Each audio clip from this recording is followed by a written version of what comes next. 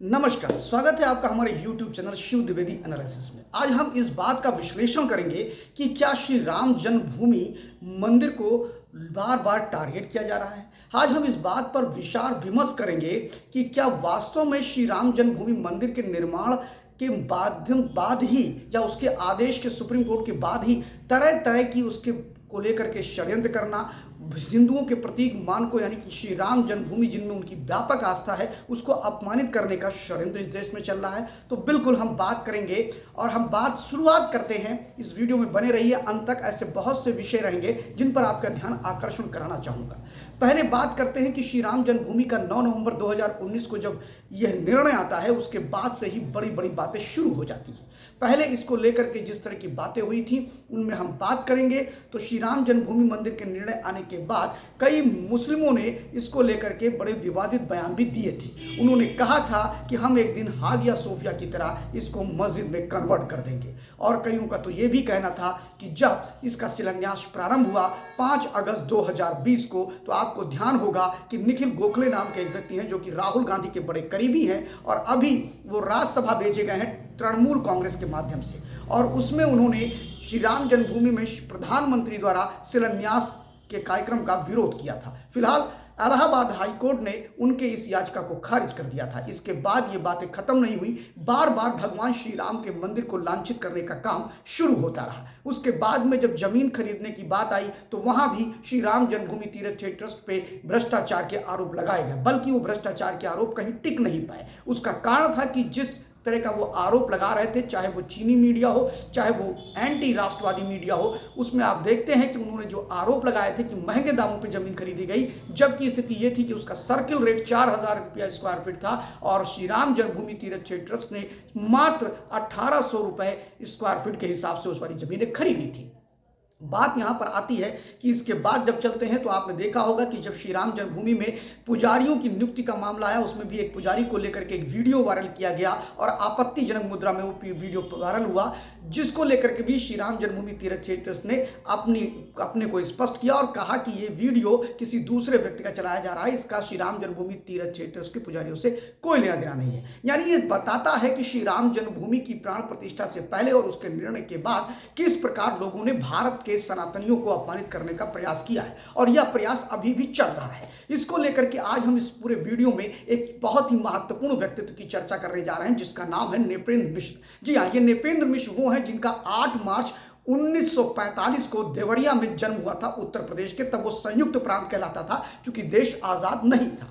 आपको बताइए 1967 बैच के यूपी कैडर के आईएएस हैं और इन्होंने हार्वर्ड यूनिवर्सिटी से भी अपना अध्ययन किया। इसके बाद इलाहाबाद यूनिवर्सिटी में इन्होंने रसायन शास्त्र, लोक प्रशासन और राजनीति विज्ञान में पोस्ट ग्रेजुएट की डिग्री ली है। आपको बताएं नृपेंद्र मिश्रा चर्चा में इसलिए बने आपकी नृपेंद्र मिश्रा को लेकर के अभी समाजवादी पार्टी के लोगों ने बड़ी आपत्तिजनक टिप्पणियां की हैं। फिलहाल उस बात पे हम बाद में आते हैं, पहले हम बताते हैं कि नृपेंद्र मिश्रा आखिर हैं क्या। नृपेंद्र मिश्रा दो मुख्यमंत्रियों के साथ काम कर चुके हैं उत्तर प्रदेश में। एक मुख्यमंत्री मुलायम सिंह यादव और दूसरे मुख्यमंत्री कल्याण सिंह।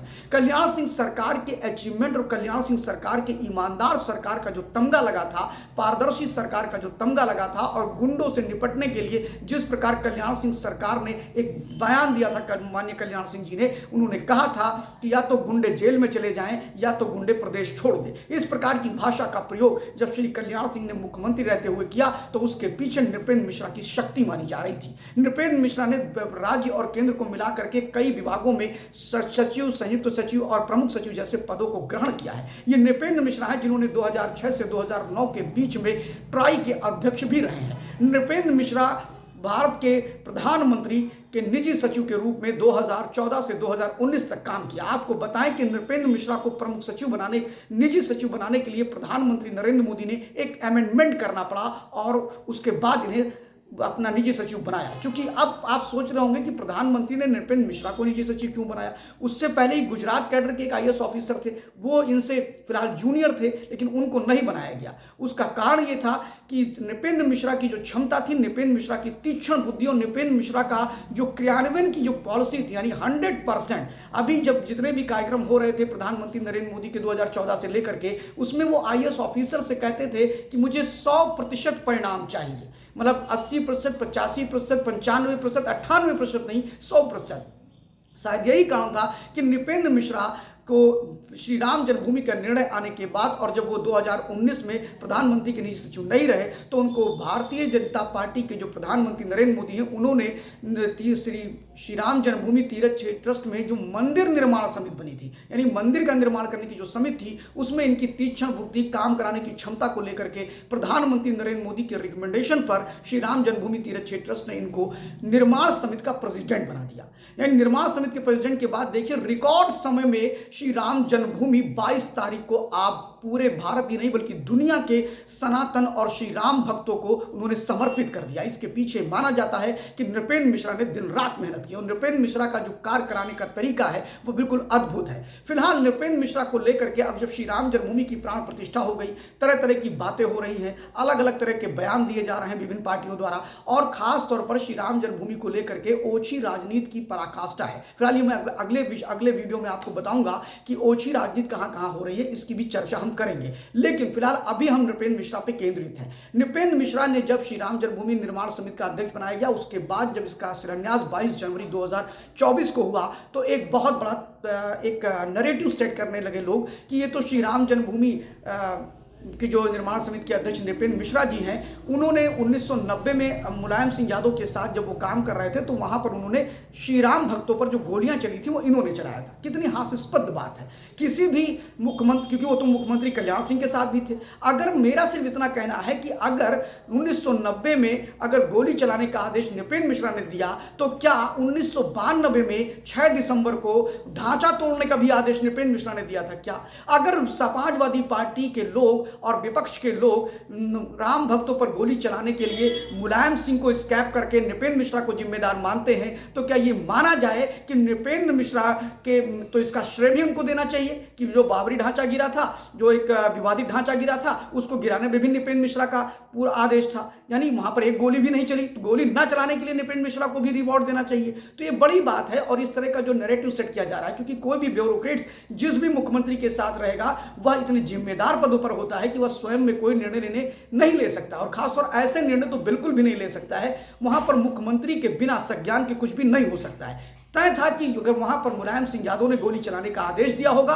तो यहां पर कल्याण सिंह ने तो पब्लिक डोमेन में आकर के बोला कि मैंने कहा था कि एक भी राम भक्तों पर लाठी नहीं चलनी चाहिए।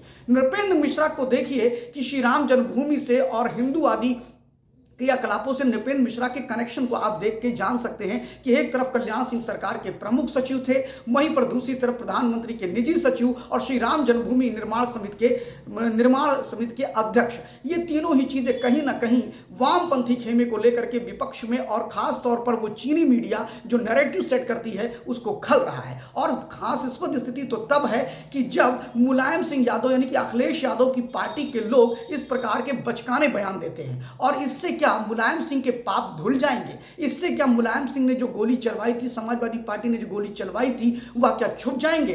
तो अगर ये छुपते हैं तो अलग बात है, लेकिन मेरा मानना है कि अगर समाजवादियों, अगर तुम्हें ये श्रेय देना है कि गोली नृपेंद्र मिश्र ने चलवाया था तो यह भी श्रेय तुम्हें देना होगा कि ढांचा भी नृपेंद्र मिश्र ने ही गिरवाया था। तो इसका मतलब है कि भारतीय जनता पार्टी की चॉइस ठीक है। अब बात आता है कि नृपेंद्र मिश्र इतने प्रभावशाली थे कि 1988 से 1985 से 88 के बीच में इन्हें वॉशिंगटन में मंत्री की हैसियत से इकोनॉमिक अफेयर्स दिया गया था। आपको बताएं नृपेंद्र मिश्र ने एशियन बैंक से लेकर के विश्व बैंक में भी काम किया है। नरेंद्र मोदी की बहुत सी इकोनॉमिक पॉलिसीज पर नृपेंद्र मिश्रा का बड़ा रोल रहा है। फिलहाल नृपेंद्र मिश्रा को लेकर ये ओछी बातें तब शुरू हुई जब उनके बेटे, जो कि सिंगापुर के एक लीड बैंक के प्रेसिडेंट रहे हैं और उनको श्रावस्ती लोकसभा सीट से प्रत्याशी बनाया गया, उसके बाद ही समाजवादी पार्टी ने इस प्रकार के बयान देने शुरू किए। फिलहाल समाजवादी पार्टी के नेताओं ने दिए, समाजवादी पार्टी ने आधिकारिक रूप से इस प्रकार का कोई बयान नहीं दिया है। लेकिन अगर उनके समर्थक इस प्रकार का बयान देते हैं कि नृपेंद्र मिश्रा ने गोली चलाई थी